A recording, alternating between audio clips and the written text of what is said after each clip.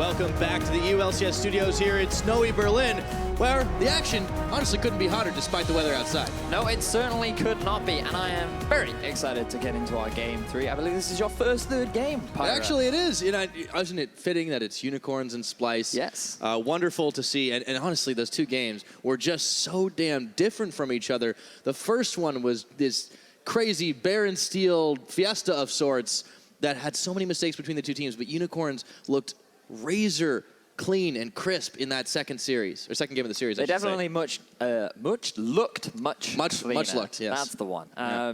Now, Splyce have gotten themselves blue side for this game, and as you heard on the analyst desk, this should give them quite a lot of advantages. I'm expecting to see a lot of priority on perhaps banning away the Ivern like they did in Game 1 and looking to get an early Shen. We'll see if they do. Right now, they ban away the Zyra. It's followed up by the Camille from the Unicorns of Love. No surprises there, and it's back in Splyce's court to see what they're banning away. We'll see if they do remove things. The Malzahar's banned, so they go back to the support focus. Yeah. As they did in game number 1. So far, it looks like they are keeping the bans the same. Ivern, I expect to be the final ban for Splyce now in Game 1. They prioritized the Kazakhs. I wonder whether or not Splyce are going to look to do the same again. I mean, it definitely worked out for them in Game 1. So there's no reason not to pick it up once more. All right, so as you said, we have the Ivern banned away, followed by the Rengar. That means Kazakhs is up and available. Trashy's going to get that lock in nice and quick. If you're Unicorns, I think you just rush the Shen now, because it is a really powerful pick. It's worked for them nicely. They've been able to get it in every single one of their games. And I think that there's no reason to not prioritize it now. I mean, they prioritized it in Game 1.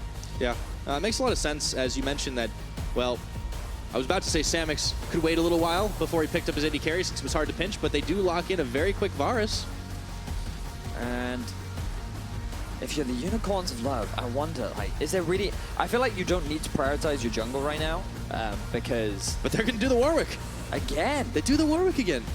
I mean, they had a great early game with it in Game 1, thanks to the clear speed and being able to get into the river much sooner. But I wonder whether or not they're going to have the same sort of success. You're not going to catch Trashy off guard like you did in Game 1. Yeah. To be fair, they got him in Game 2 as well. But, I mean, yeah, this is a big bet here for the Unicorns of Love in match point. So that's going to allow Splyce to lock in the Jhin and the Karma. Karma being the Mickey X favorite. Of course, Unicorns, no sweat. They can grab the Shen, so they're kind of back to their core composition. I mean, well, with the Warwick. To be fair to Splyce, this is the composition that won them Game 1. And Unicorns of Love, honestly, while they did have a great start, they eventually got outscaled by the fantastic teamfight comp of Splyce. So if you are Unicorns, I think now you look to ban away the Rumble. Jace could very well be left available, but you could just look to pick him into the mid lane. You have a bit of an AD-heavy poke comp, but you still deny that possible counter pick coming out from Splyce. Yeah, we'll see what Splyce end up taking up in the top lane as another support. Thresh banned away. On top of the Bard. Kind of feel like you have to pick the Jace now. Yeah. Because Splyce will almost certainly pick it into the Shen. The alternative is you go for Ryze. I mean, Ryze is perfectly fine. Syndra is still available, so Senkox could look to pick that into it. He could go for a Corki as well. But it's a tough decision right now for the Unicorns, because the fact that they are on purple side means that they don't get that freedom of bans, and they're actually just going to stick to a very similar draft to what we saw in Game 1. Yeah, I mean, it's with the same bans, with 4 supports taken off the board. Hillsing says, that's fine. No problem. Give me the Lulu. And Wonder actually ends up locking in the Maokai. You know, the last game he played on it, that was only his first Maokai of the split. Senkox goes back to the safe Corki. So what do you make of this? I'm surprised that they've decided to go for a tank top laner.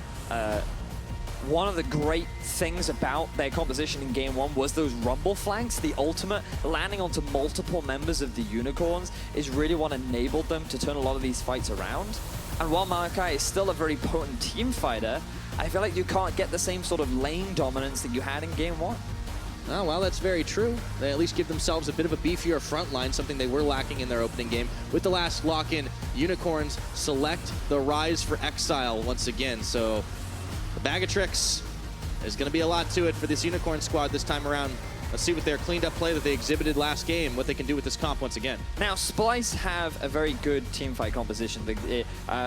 it scales very well. They have a lot of poke, they have good siege, their disengage is very good. The big difference for Unicorns from this draft compared to their initial draft is the Rise. Rise has a lot more pushing power than a Katarina does in the early game. He scales incredibly well, and it's so much easier for him to transition either into a side lane split pushing threat or into a team fight menace.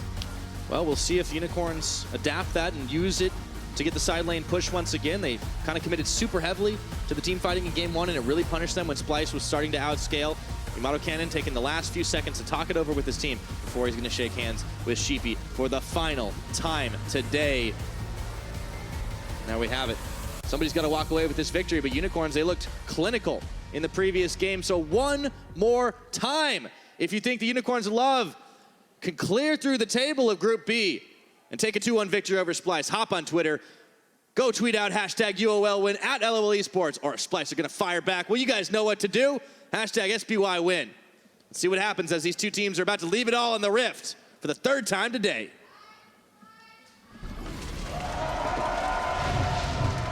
It's exciting, bro. Yeah. Going to game 3 versus 2 strong teams at the beginning of this split. A lot of people expected Splyce to be at the top of the table because of their scrim performances. And when we look at their rest of their schedule, this is their toughest competition. Then after this, they go up against Origin, which, based on what we've seen so far, look pretty promising. So getting a win on the board right now would be absolutely monumental for Splyce, whereas UOL, they just solidify their position in the group. They're already 3-0. They're already looking like a very promising team with a lot of 30 seconds until strengths that they've been able to take advantage of, and just securing this win would put them 4-0 in the group and lead them nicely into the cross-group matches that are happening in Week 4. Absolutely, to test their mettle against the likes of G2 and elsewise. For Splyce, I mean, I think it's very encouraging that in the chaos that was game number 1, they were able to take that win. They have been looking better since the disaster that was their Week 1 performance against H2K. It was very uncharacteristic, and it from what we expected from the summer, and it really kind of forced us to hedge your expectations a little bit. We'll see how this game shakes out, though. Hylissang and Mickey are already dueling it out. And the carries are just taking pot shots. So, as we need to in all early games, we have to look at how the early laning is, how the laning matches up. Because in the bottom lane for the Unicorns of Love, they should have a bit of an early push because their wave clear is that much stronger. You have the Varus Q, you have the Lulu Q, and remember that Lulu's damage got ever so slightly buffed on her picks. On top of that, in the top lane, pushing should actually go ever so slightly in favor of Splyce. And the Maokai can be free to push onto the Shen because he is going to spot out that the Warwick is starting topside as exhaust gets used. Ooh, early exhaust. The heal's going to have to be used here. Hylissang can't get involved anymore, but Mickey's taken just as low. Ooh, boy, these guys aren't holding anything back in the laning phase, and Piercing Arrow is not enough to finish the job. Senkuk's back in mid. We'll talk about him as he throws the Gatling gun out, but Exile is able to return damage in kind. So typically you would expect Exile to actually have the push in mid lane because he has that EQ, which is great for wave clear. But Senkuk starting with the Gatling gun to just add a bit of extra wave clear, and also a bit of trading power has made the lane pretty even for the time being. But going backtrack to that bottom lane trade that just happened, Hylissang trying a little bit too hard to push, doesn't respect the damage that comes out from Jhin, and ends up getting punished for it. Or Karma, as well. A lot of damage. Fairly Hylissang low hasn't backed. cooldown on the Q. So, exhaust used on Samix, but they had traded for that. Or excuse me, exhaust used on Mickey X, but they had traded for the heal. Let's take a look, though. The Warwick is hanging around in the river. Level 3. We saw him making some moves earlier. He clears Scuttle Vision. Trying to make a bit of a cheeky play, going back to the same brush. Trashy this time saying, I have learned from my mistakes. Not the only one.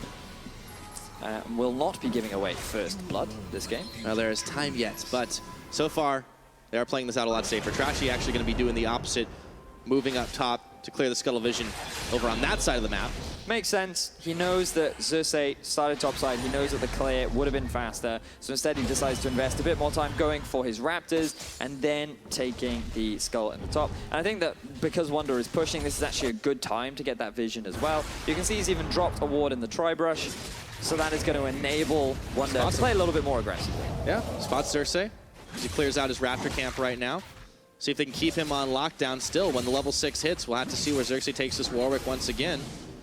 Changed on this 7.2 patch, and Of course, he would be the first one to pick it up. He had the first chance after all, but That is fair, yeah. Xerxes has made a big splash in the European LCS with some of his creative preferences and choices, and he hasn't really been punished that much for it, to be honest. The big thing that we saw, though, was that Warwick, come the mid-game fights, was doing very little.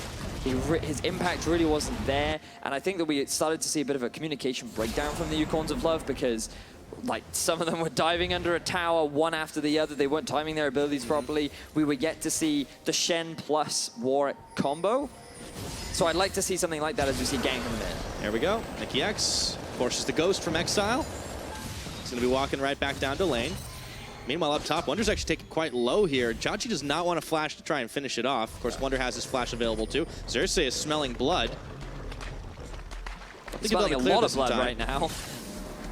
This is one of the great things about Warwick too, because the changes to his W mean that low health targets, he does get a blood send for.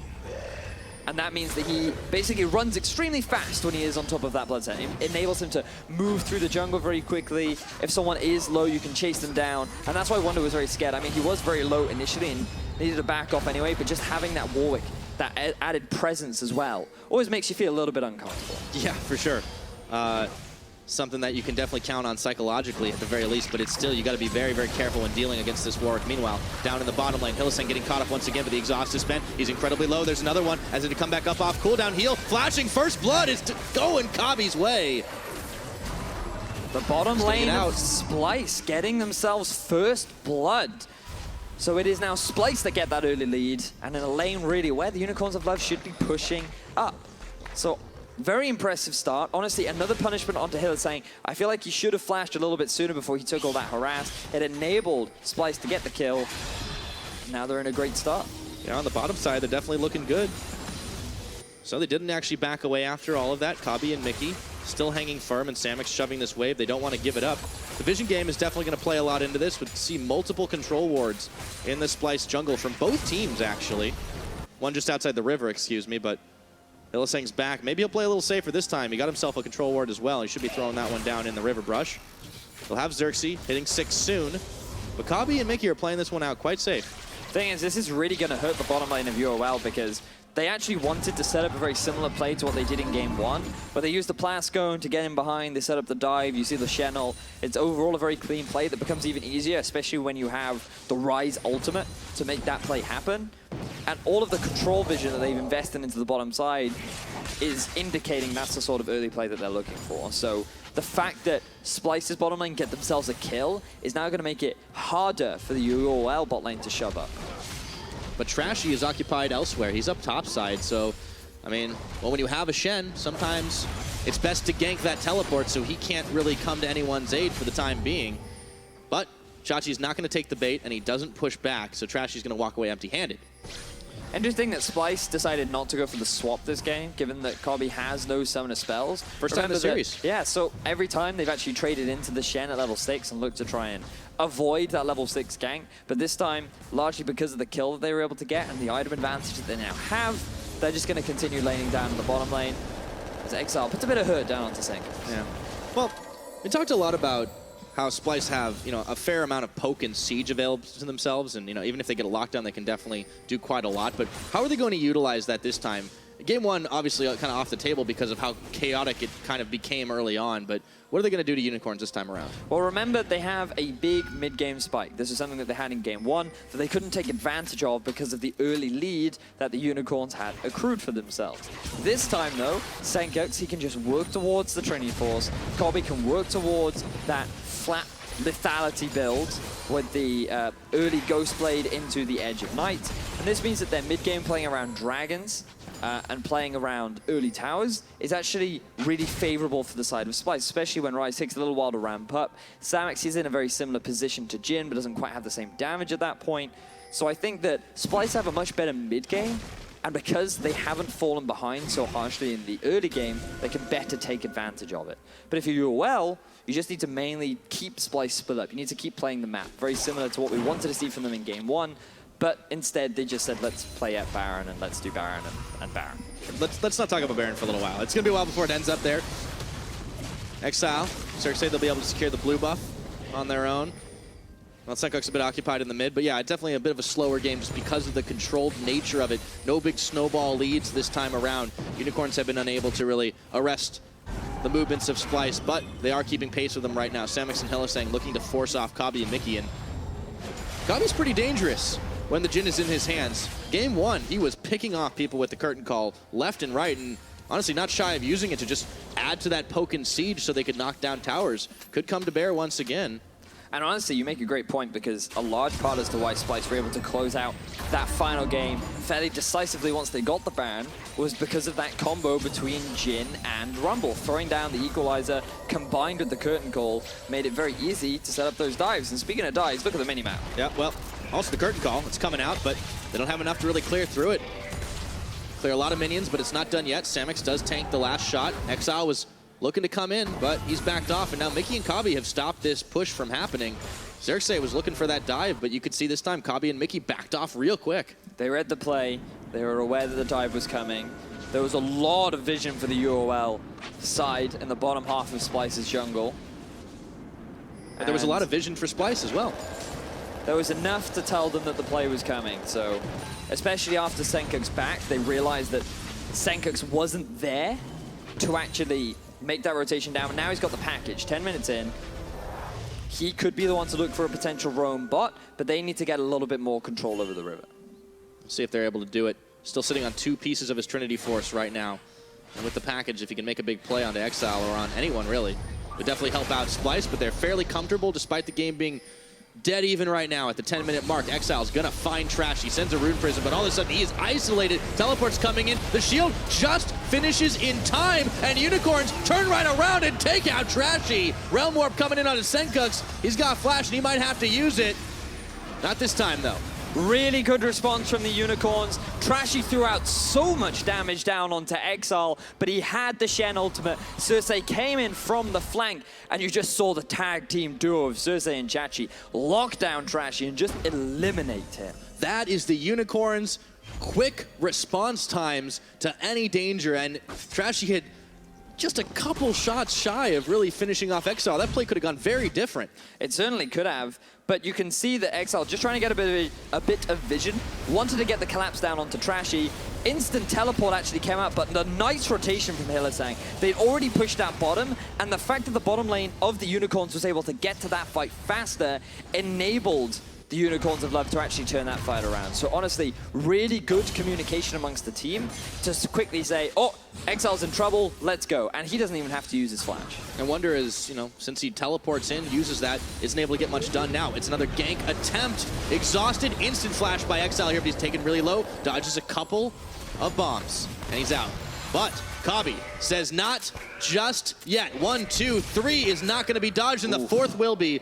Exile with the fancy footwork shrugs off the finisher. But now look at the bottom lane, because Splyce's bot, having rotated up there, are going to take too long to rotate down, which means that UOL should be able to easily pick up this objective. So even though you force Exile off the tower, you're going to lose a lot for it. Yeah, first tower blood. 12 minutes into this game is going the way of the Unicorns, so they get themselves a gold advantage. Right now, they should be feeling pretty happy with themselves, playing the map out a little better than Splyce have been able to do.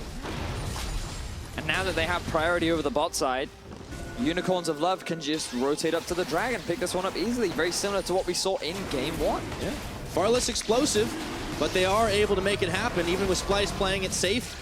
Unicorns are the ones that come away with the spoils. 1 Dragon, 1 tower, and a gold lead of about 1,500. So, where's Splyce going to go from here? Well, Splyce, what they've done is they've actually moved their Corki down on the bot side. Now, this could be a little bit dangerous when you look at all the vision control that UOL have, and the fact that Senkux does not have his package available means that he's at a potential risk of being collapsed upon. So right now he's just clearing the waves and allowing both Kabi and Mickey to move into the mid where it's safer, because they have a tower.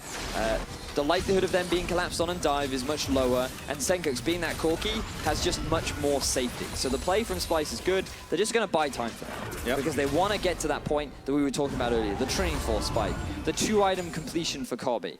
The Wonder, it'd be good if he could complete his Spirit's Visage to mitigate a lot of the Rise damage.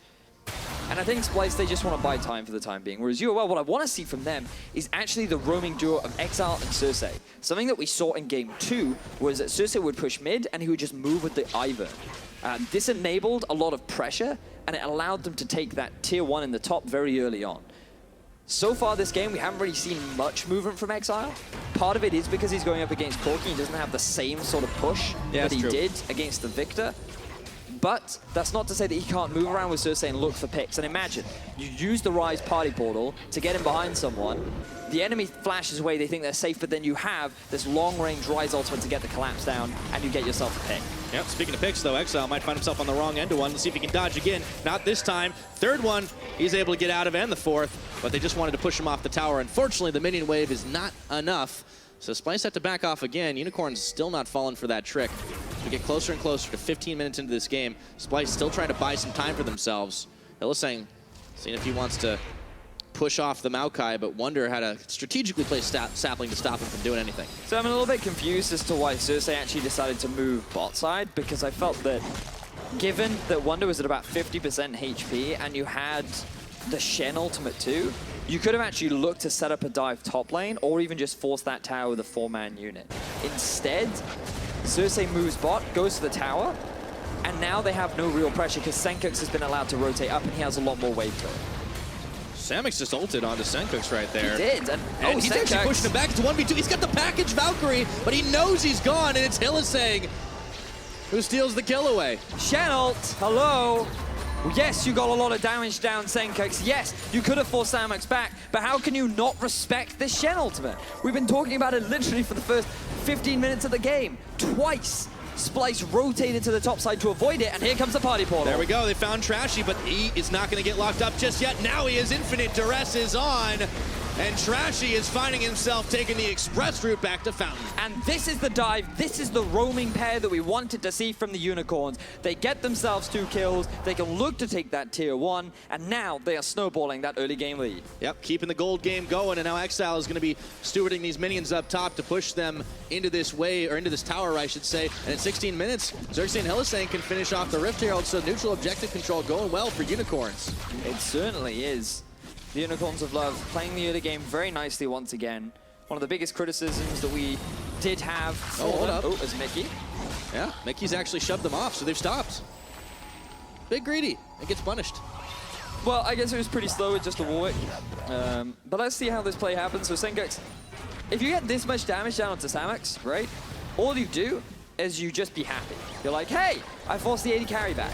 You do not go for an all-in against an exhaust on the Lulu, a Shen ultimate, a Lulu ultimate.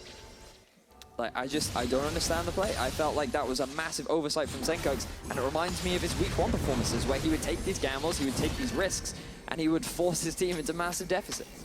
Well, made one oopsie, and he paid for it with his life, unfortunately. He does have his Trinity Force, though, so it has some more damage available to himself, but unfortunately for him, Exile is pretty happy stacking up his Rod of Ages as well as his Tear of the Goddess. Samix has been left on mid-game, or mid-lane duty, I should say. We're 17 minutes into this one. There's a much more valuable dragon spawning in the next minute and a half, and that's the Mountain. Let's see how these teams play around it. Well, for the time being, with Corki up topside, this is a great opportunity for the Unicorns of Love to actually get priority around that dragon. Interesting that they've moved both Samux and Hylissang down to the mid lane. Largely, I think the idea behind it is because they know that the dragon is spawning in about a minute and they want their bottom lane near to that objective. Rise is still topside. I think they should actually swap him up with Shen as Kobe gets locked up. He's able to make it out, though. Question, though, becomes for Splyce. You talked about they're trying to buy some time. I mean, is this enough time for them to try and contest this dragon against the Unicorns?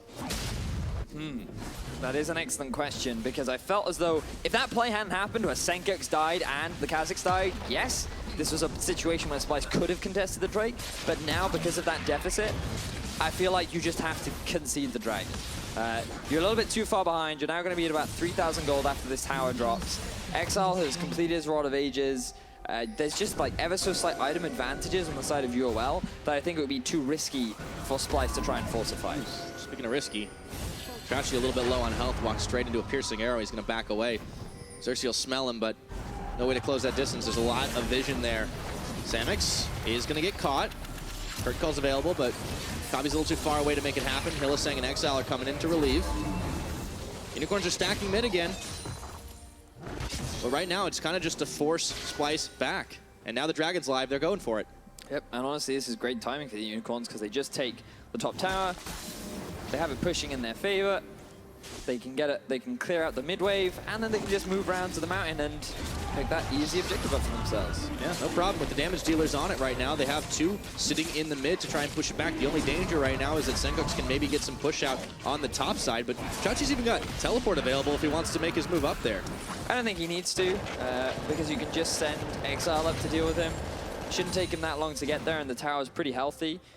Given that Senkux has no tower, I feel like he should actually back off, because look at the vision. You can go for a TP play and get a collapse onto him. Could do.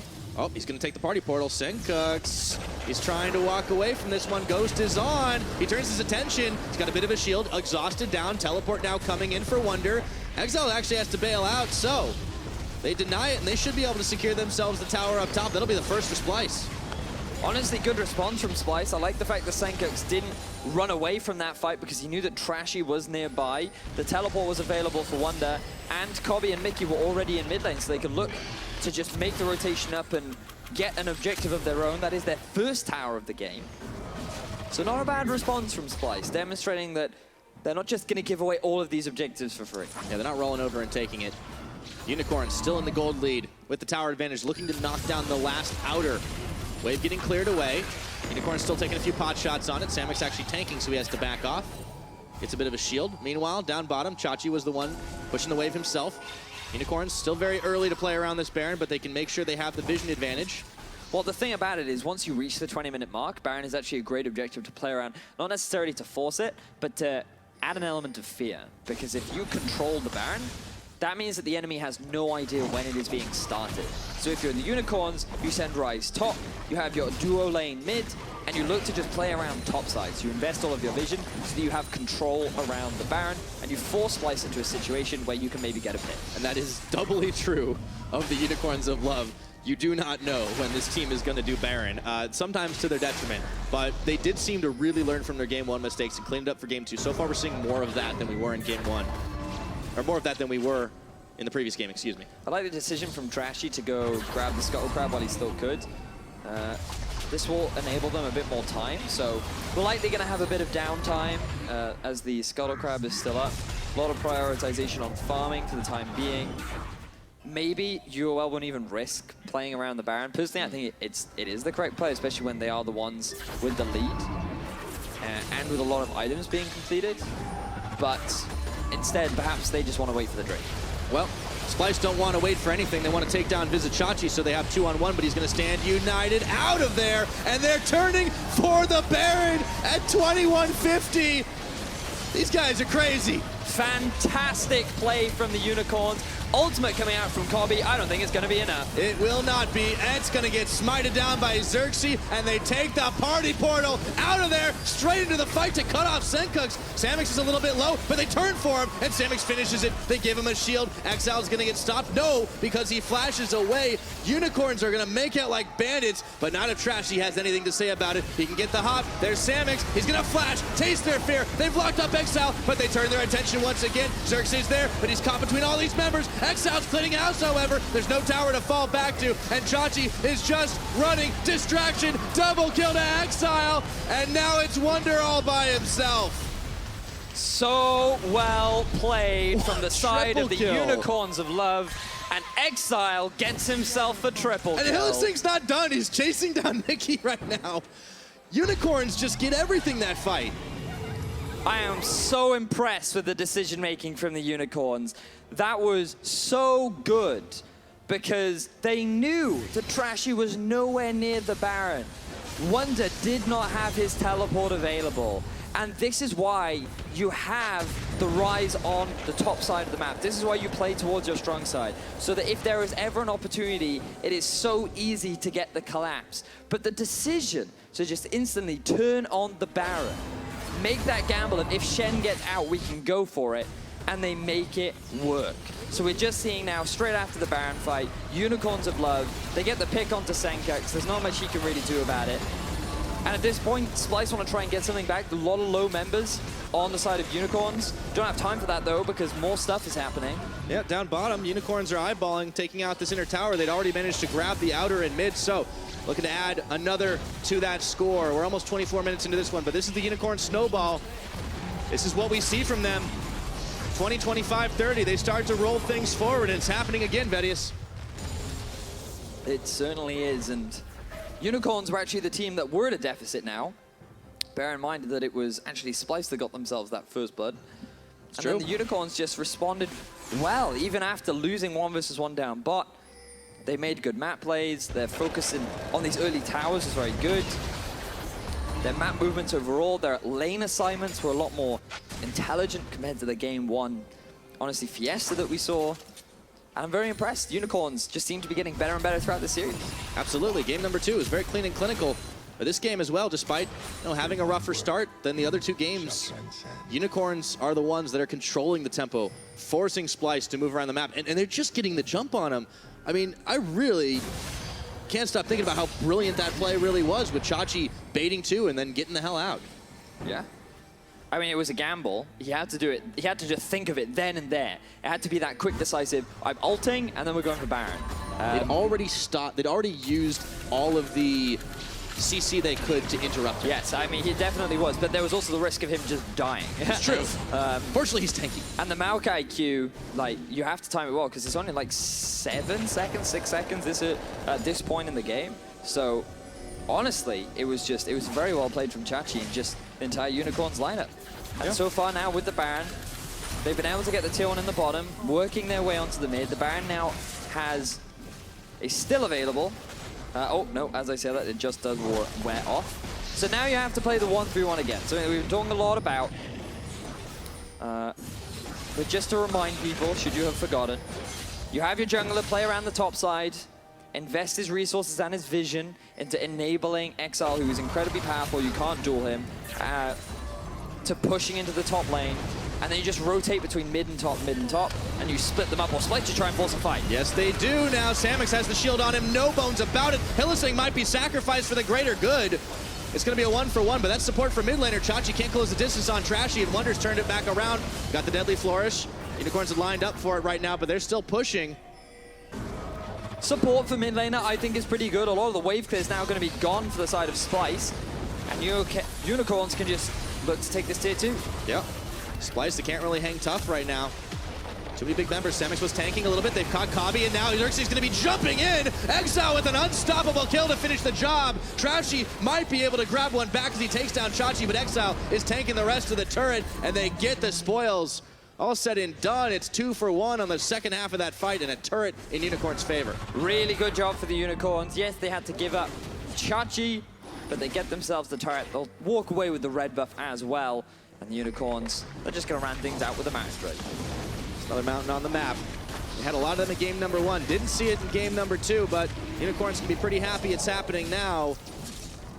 And with the control of the map, they'll give them even better push. See this fight again. So you can see actually the polymorph from Hylissang is really what enabled the collapse down onto Senkux. Not enough support from the rest of Splyce to try and force that play. And this is why I was a bit doubtful of the Maokai pick initially in the draft. I feel like if you had a Rumble, use him to flank and get the Rumble ultimate here, that would have been a much better setup for getting the collapse onto Unicorns. But they can't quite initiate onto the lineup of the Unicorns. The ultimate from Shen makes it so difficult. They stay close together so the Kha'Zix's isolation damage isn't there. And Exile is just so strong at this point in the game that Splyce are really struggling to force enemy. Yeah, I mean, that's something we haven't talked about enough, to be honest. Like a 5-0-4 Rise, who's just rolling right now. That is the late game terror that you really gotta watch out for. And that is a big difference between, game number 1 composition and this one. They have the scaling in the form of that Rise, and now they can play around this Baron side of the map, even though it's a minute away. Look at all the vision. There's nothing. Splyce cannot see this. Nope. And if they try to, the pick potential from UOL is so good that you end up giving away, or there's the risk of giving away your life. So, and then the Baron. And then the Baron. Yeah, so Unicorn's definitely playing this out a lot cleaner. All right, so a couple of minions there easily cleared away by Trashy with his evolved spikes. Still another wave is incoming. Samix, Hylissang, Xerxes all making sure it's cleared, and they're playing the 1-3-1 a lot better. Give them UOL credit. just keeping things pushed in right now, maintaining strong vision control around the top half of Splyce's jungle, rotating between mid and top and mid and working their way onto these towers. They should be able to pick this one up pretty easily, and they can just meander on over to the Baron. Yep. I think meander's definitely the right word. I mean, they're making it look a little easy right now. Splyce struggling just to stay alive as the towers keep getting knocked down. It is 6 towers to 1 in favor of Unicorns, and it's a 10,000 gold edge sub 30 minutes into this game. I mean, there is... What hope is there for Splyce right now? Short of a big team fight. I mean, that's the big question, really. You need UOL to kind of maybe throw at Baron, but it's so difficult. There's no vision from Splyce. This is going down incredibly quickly. Trashy's coming in. They've opened up the curtain call, but it's already going low. He hops. He can't get the steal, and Unicorns are hoping for this. Hylissang's gone down, but now they can finish off the rest. Exile 100 to 0's Mickey X as Xerxes takes down Trashy. 1 for 2 so far, but they have themselves the Baron buff, and Senkux is on the run.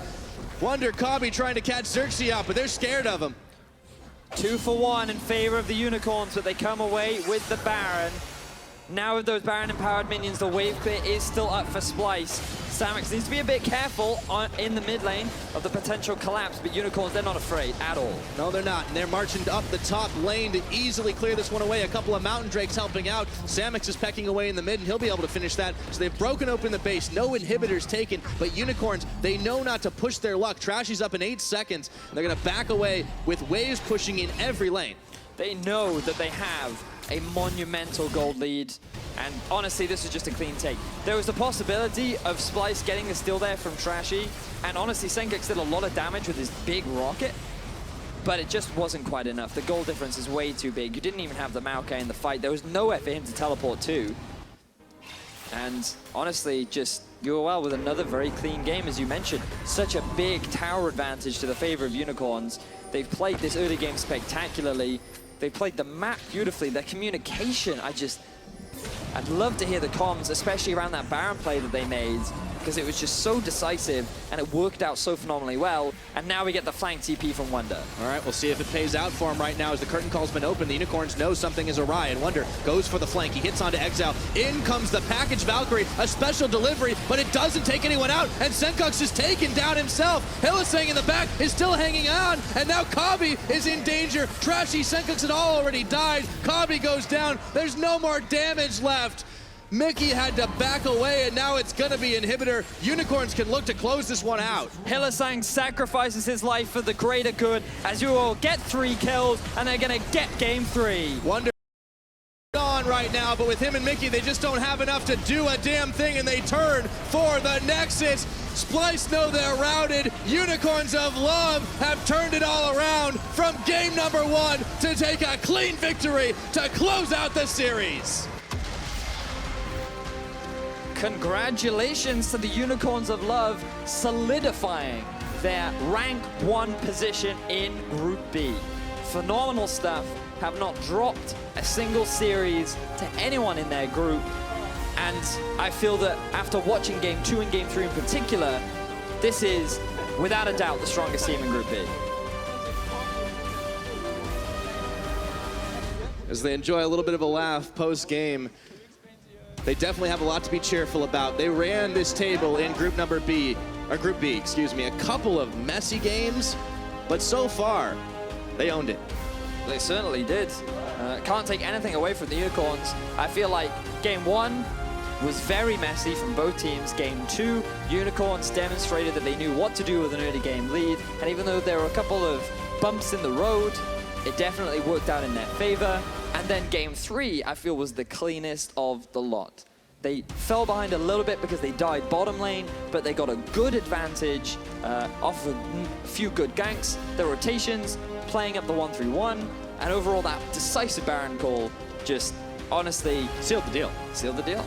Yeah, well played from them. I mean, playing around this Rise, playing where they were strong in 2 out of 3 games. And I feel like if you're in Group A right now, you got to be gearing up because the Unicorns are coming for you. They certainly are. I mean, G2 versus UOL is going to be I cannot wait for Week 5. That's going to be fantastic. Oh, man. And seriously, like, you can always criticize some of the decision making, but it is just looking so good when they pick up those wins. So that's it for us. We're going to send it to the desk to take a closer look at Unicorns of Love's 4th straight victory.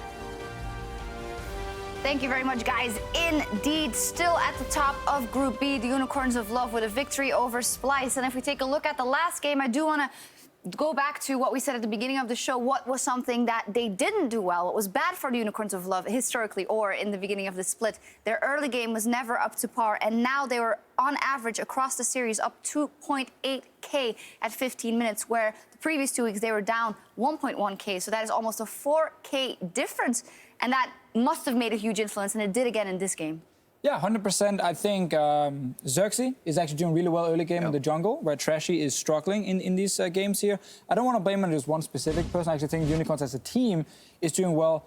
But Exile and the rest of the guys in these kind of fights, it's where Splyce are playing a little bit too aggressive, and then you see there's no hesitation from Unicorns of Love and just instant punishing. The reaction is just immediate. Unicorns and of it's Love, fast. Yeah, that's generally what immediate means. Yeah. I just want to like add more to like flair to your point, but fair enough. Keep going. No, but like they just react immediately and then they figure out whether it's worth going in or not. But they teleport first, think second. They Shen ulti first, think second, and that's why sometimes they get caught. But it seems to be a net positive over a large sample size of games. Yeah, I think we just have to highlight again that the individual players on Unicorns of Love are playing really well. And I think combined, Unicorns of Love have some of the players like performing the best out of anyone in Europe at the moment. Like obviously G2 is up there, a lot of them. And I'm not saying here that Samox is better than Sven. That's not what I'm saying, but he's performing really well early on in the split. And that's something some teams are really good at. Like good off seasons means that you peak very early. And when other teams are still trying to catch up, you're just racking in the wins. And Samox is honestly a good, consistent damage dealer from the backlines while his team is drawing the aggro. There's always somebody getting caught on the Unicorn, so the opposing team is always blowing CC on Hillsang. It feels like Hillsang is literally like a magnet right now. Yeah. And Samox just gets to move in between and deal so much damage, because every team fight damage graph we've seen, we're like, oh, how much did Exile's Katarina do? It's like, oh, 2K, but Samox did 4K.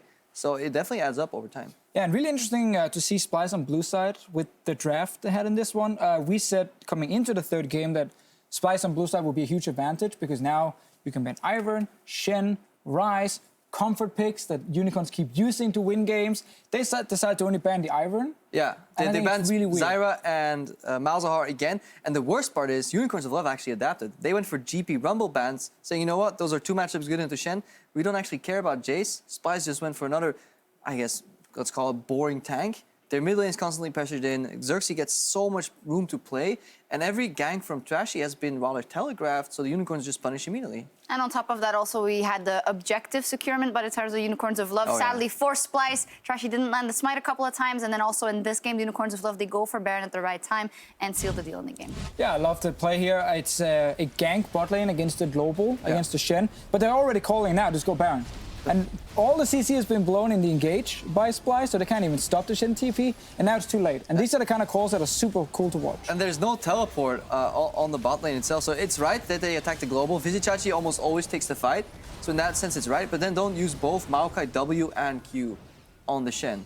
At least leave room for an ability to cancel this guy. And something you brought up in the beginning of the show as well, target selection is something that the Unicorns of Love are really good at. Yeah, and they continued in this game to do it. Multiple team fights, like the one we see now, continue with like Exile. Look how Exile is just constantly finding the correct target. So Trashy first, then he knows, okay, now Vizicachi's coming as well, moving in behind Splyce, and he's ready to just kind of switch targets over to copy. Ignores Wonder, walks by him. So many players are just hitting the Maokai here. Nope, ignores him, walk by. Chachi's calling, he's going to land the taunt, and instantly you take down that carry. Yeah, and he's always has a good presence of mind for Realm Warps. He's spacing well. He's doing a ton of damage, and that's for that reason that we also granted him Player of the Series right now. He's just performing like a beast, and I think that's fantastic. Exile? Yeah? Vizicachi is actually Player of the Series. Yeah. It should have been Exile. You should wait for me to give you the cue. What's happening here? It's Vizicachi, man. I don't know what to tell you. I demand Baylor. We need to revote for that one, but apparently it's Vizicachi. We have our own Player of the Series here. Because he plays Shen. How can Shen? Nah, he played well. Chachi's a guy. Well, so I mean, we have to. I agree. He did play Shen. You talked about how it's a band-aid for the composition, but he also embodies all the rest, that early advantage, because they can go and group bottom, they can jump in, he can shadow. I'm not even no, joking. Production's yelling in my ear. Oh, like, you're wrong, we have to go. We have to go. was fired. Let's move on. We have to go. Congratulations to the Unicorns of Love, and for more on the win, Daniel Drakos is standing by with some of those Unicorn rookies. Thank you very much. Of course, always exciting to hear what Crepo has to say. Shame he's wrong this time around about player of the series, but I'm not joined by the players of the series. I'm joined by the two rookies coming in on the Unicorns Love line, of course, Cersei and Samix. Now, I'm going to start with the first question I think is everyone's mind. Cersei, Warwick, run us through it. What was going through your head when you guys picked up the new Warwick? Well, when he was released, I was like, wow, this champion is so cool. And the kit was kind of simple on paper, but I actually wanted to try it a few games. In solo kit worked fine. And then I tried it in scrims, and it was still fine. And I actually think it's kind of a good counter and not to Kha'Zix. So I think that's why we picked him. So overall, continuing on the trend of Warwick there, do you think that it's kind of exclusively to be used as a counter pick to Kha'Zix, or is it pretty high up there on the jungle tier list? I think, okay, for me at least, will be like kind of a high priority. And compared to the other junglers, okay, again, like Rengar, for example, there is no jungler that can compete with that. So I would say Rengar is tier 1, and then tier 2 like Kha'Zix, Warwick, and Ivern. Kind of good to hear that there is a little bit more variance in the jungle tier list, although some of those, of course, permanently banned out. Rengar, rest in peace. Of course, Samix. Now, you're a guy that we haven't got to talk to quite yet, but I'm curious. You know, it's not quite the Warwick, but you're one of the few people bringing out the Caitlyn here on an international level, and I'm curious, how does it feel for you to be outside of the realm of the normal utility AD carries? What's your thought when you pick up that Caitlyn? Okay, so I was forced into Caitlyn because they banned Jhin and Ashe, but Caitlyn was pretty good in our comp because we have Ivern, so like he can put passes on me, so I can proc my passive more. We have a lot of CC for my trap, so Caitlyn was actually a really good pick in that comp. When you look at your compositions, do you think about the interactions like that a lot, like a lot of the ways that the champions kind of work together? We think of a lot of combos. Good to hear. I mean, are there any other examples across the draft we see where you guys really felt like this is a strong synergy? Ivern will be pretty good with Jhin, or like any champion that has CC and an AD that can't follow up, like Caitlyn with a trap, or like Jhin with a W, then it's pretty good. I mean, we saw it with the Bard ult into the trap, into the net backwards, the absolutely insane headshot damage. Now, you guys have had a chance to play against the H2K bottom lane, the Splyce bottom lane, everyone in your group, and you've come out on top. So for you and Hylissang, where do you think you guys rate against the other bot lanes in Europe?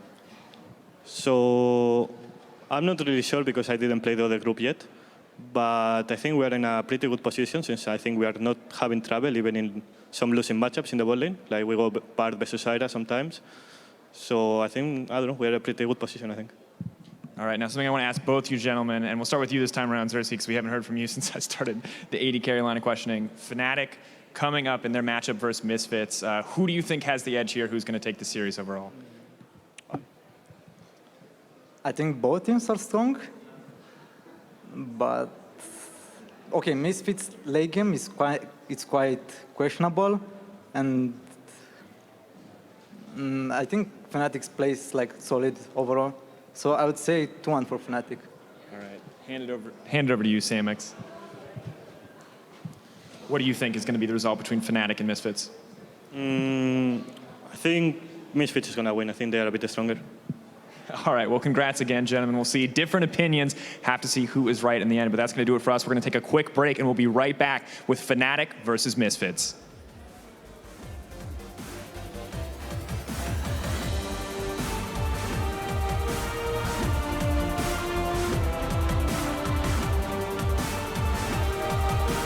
Ed's going to get smited down by Xerxes, and they take the party portal out of there, straight into the fight to cut off Senkux. Splyce, they can't really hang tough right now. Too many big members. Samix was tanking a little bit. They've caught Kabi, and now Xerxes is going to be jumping in. Exile with an unstoppable kill to finish the job. Hylissang in the back is still hanging on, and now Kabi is in danger. Trashy, Senkux had already died. Kabi goes down. There's no more damage left. Unicorns can look to close this one out. Hylissang sacrifices his life for the greater good as UOL get 3 kills and they're going to get game 3.